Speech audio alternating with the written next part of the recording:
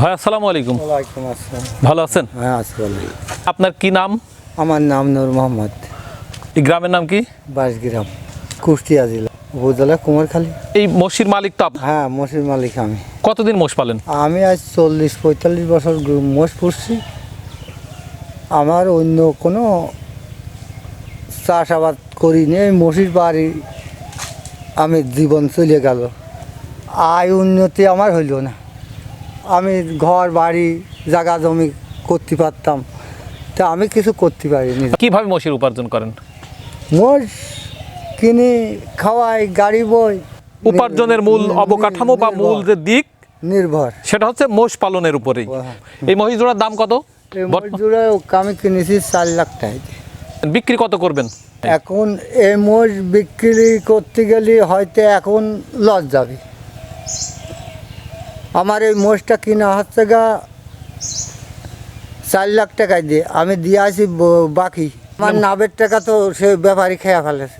আমার পুঁজি নাই তো এখন, আমি পুঁজি বাদে এই মোষের ব্যবসা করি। 4 লাখ টাকা দিয়ে ক্রয় করেছেন। এই মসজির আনুমানিক বর্তমান দাম?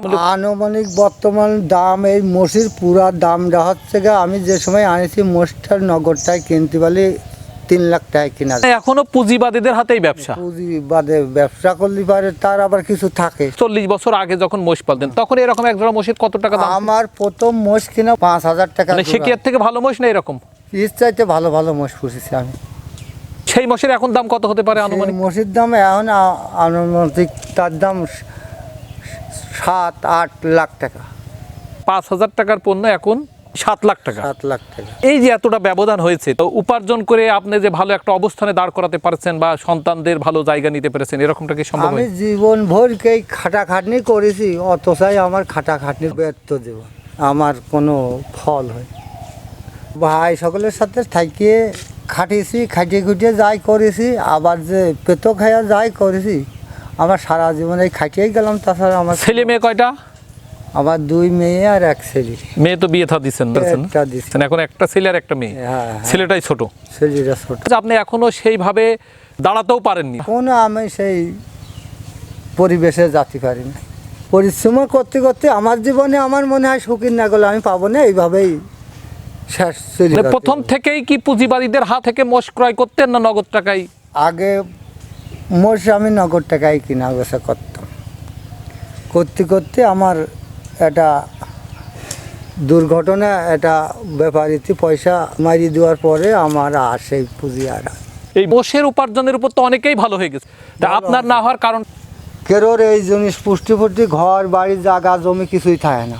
আবার এই জিনিসটা হচ্ছে গিয়ে কালির দৃষ্টি, যার মানিয়ে যায় তার বাড়িতে নাঙা হয়ে যায়। আপনার কি দুর্ঘটনা কখনো ঘটেছে? ঘটেছে এর আগে। তে আমার যাই হোক, এই পুরা যে একেবারে শেষ করা ঘটনা ঘটেনি, ছোটোর পর সুবিধা। কি কি ধরনের সমস্যা হয়? আমার সামনের পারে আমার গ্রামেই একটা লোকের, তার এখন বাড়িতেও কিছু নেই। এই মোষ পুষ্টি কপাল, এটা হচ্ছে কালির দৃষ্টি। এটা ধরো যে যার মাইনে যায় তার বহু। কালির দৃষ্টি মানে তো হিন্দুরা যারা কালির উপর নির্ভর করে। ঘোড়া বসে তারা কয় পরিদৃষ্টি, আর এটা হইলো কালির। আপনি পালেন সেই কারণে বলছেন। হ্যাঁ, তো এর জিনিসের খুব মানবীজ আছে। মানবীজ করে চলতে পারলে দেখা যাচ্ছে বড়ই ভালো, আর যে না চলবে তার কিছু থাকে না। আপনার বাবার তো আর অর্থ সম্পদ তেমন নেই? না, আমার আব্বার তাতে যে আব্বার যে জমি তাতে 1 বিঘে করে। ভাই কয়টা? ভাই 6টা। অনেক কথা আপনার শুনলাম, আমরা অবশ্যই আপনার জন্য দোয়া করি। আপনার সঙ্গে বিয়ে হয়েছে ভাইয়ের কত বছর? তা তো 40 বছর হয়ে গেল। সে উপার্জন যা করেছে সব আপনার কাছে? হ্যাঁ। ভাই যে বললো যে আমি উপার্জন করি তেমন কিছু করতে পারি না, আপনি কি অন্য কোথাও গাড়েছে? অন্য কোথায় গাড়ি নিয়ে হচ্ছে কেন, আমাকে ধরেন যে এই বেতা বিশির জন্য ডাক্তারের কাছে সব জায়গায় নিয়ে বেড়ায় যাই উপায় করেছে সব কিছু। আপনি কি বলতে চাচ্ছেন যে ভাই রুগী নিয়ে আসে সাথে করে? আমার রুগী নিয়ে আইছিল, আমি যখন আসলাম তখন ভালোই ছিলাম, কিন্তু ভাইয়ের কাছে এসে এরকম। উপার্জন করে আসলে ভালো অবস্থানে যেতে পারেন না, ভালো অবস্থান। সবকিছুর ঊর্ধ্বগতি দাম। হ্যাঁ, অবশ্যই আল্লাহ এভাবেই সুস্থ রাখুক, হ্যাঁ, সেই প্রত্যাশা এইভাবে অবশ্যই এখন করি। চলতেছে, এবং আমরা আলহামদুলিল্লাহ। ভাইয়ের কথা যে এখনো কিন্তু বাংলাদেশে পুঁজিবাদীদের হাতে যে ব্যবসা বা পুঁজিবাদীরা ব্যবসা করে যাচ্ছে, এদের পরিশ্রমের ফসল কিন্তু পাচ্ছে পুঁজিবাদীরা। এরকম সংগ্রামী মানুষের পাশে দাঁড়ানো উচিত, বা সংগ্রামী মানুষদেরকে খুঁজে বের করে যারা বাংলাদেশের উন্নয়নের অবকাঠামোকে সব থেকে বেশি ধরে রেখেছে বা বাংলাদেশের উন্নয়নের অবস্থানকে সব থেকে যারা নিজেদের পরিশ্রমের মাধ্যমে সর্বোচ্চ পর্যায়ে রাখবার চেষ্টা করেছে, যাদের সাংসারিক সক্ষমতা ভালো অবস্থানে ফেরবার যে জায়গা করে দিয়েছে, তারা কিন্তু এদের মতো মানুষ। তবে দর্শক, সবাই এনাদের জন্য দোয়া করবেন, এবং যারা বাংলাদেশের নীতি নির্ধারক তারা যেন অবশ্যই এদেরকে খোঁজ রাখেন বা এরা যেন সুযোগ সুবিধা পায়, সেই প্রত্যাশা রেখেই আজকের মতো এখানে বিদায় নিচ্ছি। সবাই ভালো থাকবেন, সুস্থ থাকবেন, নিরাপদে পথ চলবেন। ধন্যবাদ। কৃষি অহংকার, কৃষি আমার প্রাণ, কৃষিপ্রধান দেশ বাংলাদেশ।